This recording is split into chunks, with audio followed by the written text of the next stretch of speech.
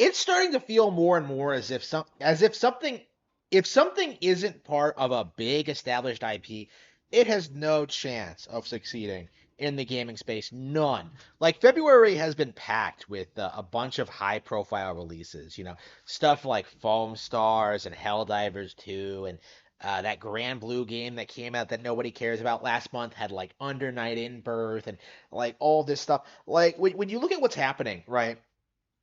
It's becoming more and more obvious that the market is constricting, right? What that means is that like not people aren't buying these mediocre games anymore, right? People look at Mortal Kombat 1 and they're just like, no. People look at like Tekken 8 not being on Nintendo consoles. No. I know that's happened because I did it. So don't try to tell me that nobody's doing that. People look at like, these mid low effort releases on Xbox and PlayStation and they're just like, "Oh, I can just go back, play Super Smash Bros. Ultimate again, and have a better time." And that's kind of been the mindset I've been in over the past couple of weeks is playing the games that I already own, right? Playing stuff that's been on the back burner, stuff that's been in the backlog, stuff that like, I haven't played in a while, not necessarily buying new games unless I'm like legitimately hyped for them, right? The reason for that is because if I step out of my comfort zone at all, if I buy some random indie game without investigating first, if I look into if I buy something that's not from Nintendo, like usually it's always crap. Like usually there are of course exceptions. I love Sifu, I love Neon White, I love like there are lots of games that I've bought on whims that were great. But like, when you look at the flip side, when you look at like the stuff that like I've paid for and never really played, right? It's laughable, and it is a waste of money. It's a waste of time. It's a waste of like just it's just a waste in general. Like I would prefer those games simply not exist at all. So yeah, I am going to stop supporting them. I am going to stop putting my money into projects that I don't have absolute faith in. And I imagine a lot of other gamers are feeling the same way right now.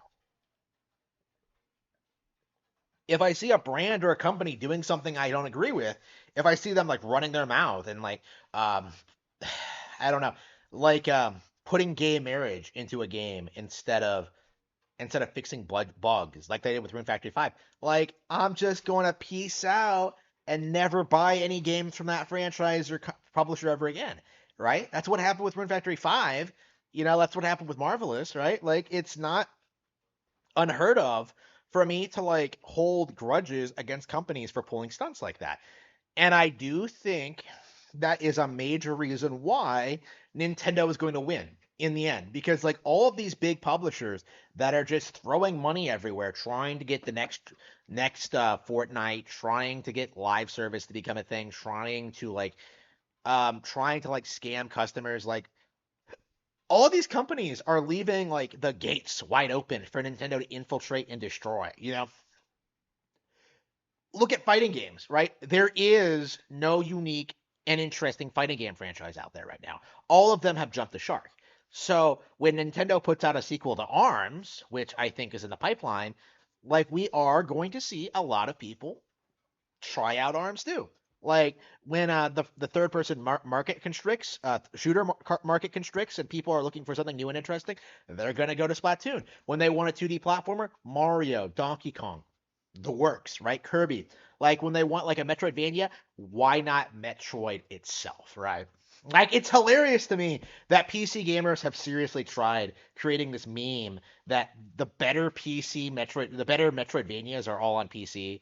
Never mind that like the Castlevania collection was only ported there recently, and Metroid's never going to be there at all. So like what do you have? Like what exactly is on PC that isn't available on Switch? Don't try to tell me Hollow Knight because that got ported, right? Like Metroid will never get ported. So like even if a game is good, right? Even if it's legit great, like it's gonna come out on Nintendo platforms anyway, right? So it's like okay, like I would rather just take my time, wait, like sit on it, and like if the game looks good, if people are still talking about it like months later, like if it still has an audience, a fan base, like yeah, then maybe I'll check it out. But like the way things are looking now, with like all these Dragon Quest, Final Fantasy, Zelda games I have to go through, like I'm not interested in just picking up random games simply for being random games, right?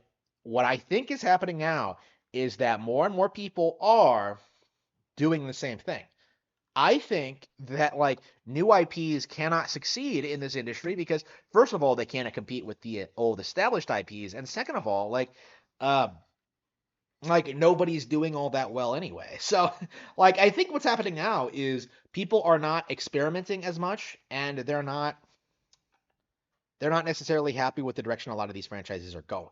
Right. So I think what's going to happen is that eventually the audience is going to have to move over to Nintendo hardware, right? Like it's probably not going to be this generation. I think like people in like the 40-year-old boomers are just going to stop playing games entirely. That's what I've been observing, but like, younger people, zoomers, getting off like I think the stigma against Nintendo being only for kids or casuals, like that's not going to survive another 10 years, right? Splatoon's already pretty hardcore. Like, you know, Donkey Kong is pretty hardcore.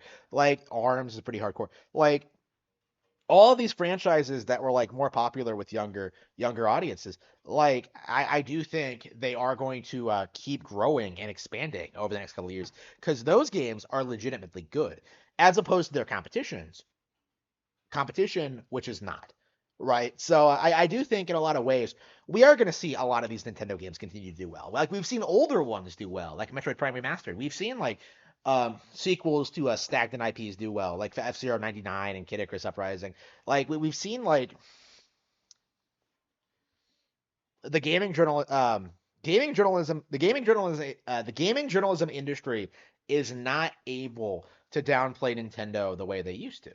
Right? Nobody's really going to them for insights or advice anymore. People are just going on message boards. They're going straight to the source. They're going to like I don't know if there's any anti-Nintendo YouTubers out there that can convince the masses that Nintendo is bad. Like all of them are going after Pokemon right now. People like the Act Man and Angry Joe and those guys.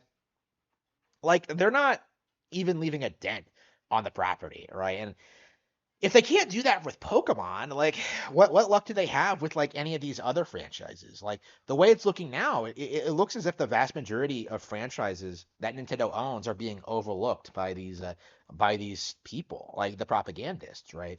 Like that's gonna lead to stuff like Fire Emblem leaping out of nowhere and just becoming highly lucrative and successful. And then these same people are gonna cry about like, well, this stuff wasn't popular. Yeah, you were ignoring it, right? You were deliberately ignoring all of these great games to try and push people towards like the titles that were sponsoring you and your channels, right? That's what happened, right? And like I just don't see the YouTube community really being able to influence the way Nintendo is viewed in the future. I do think people are primarily going to be doing their own research. They're going to be looking at like clips online. They're going to be like talking to people they know who they can trust and who have the same taste as them. Like they're not going to go to Angry Joe for Nintendo coverage. Like why would they? It doesn't make any sense. So with that in mind, uh Nintendo always wins.